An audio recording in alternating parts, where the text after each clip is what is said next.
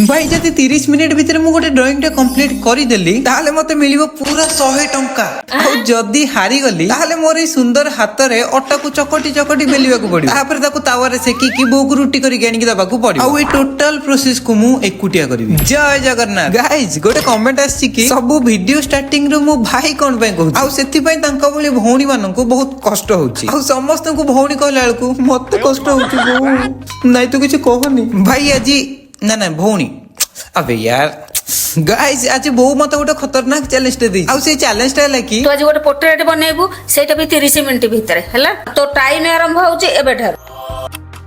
हे भगवान कौन करी भाभी बारे मोर 10 मिनिट पड़ेला भाई मो हाथ रे मात्र 20 मिनिट रो टाइम अछि। यदि आपण माने मते एमती चैलेंज देबा चाहूचंती तो कमेंट करंतु ना खाली ड्राइंग रिलेटेड न जहां भी देले चलियो। भाई टाइम जते सरी सरी जाछु मो मुंडो रो टेंशन सेते बढ़ी बढ़ी जाउ। आ देखु देखु टाइम मते सरी गला आ ता संगे मो ड्राइंग मते कंप्लीट हेई परिलनी भाई।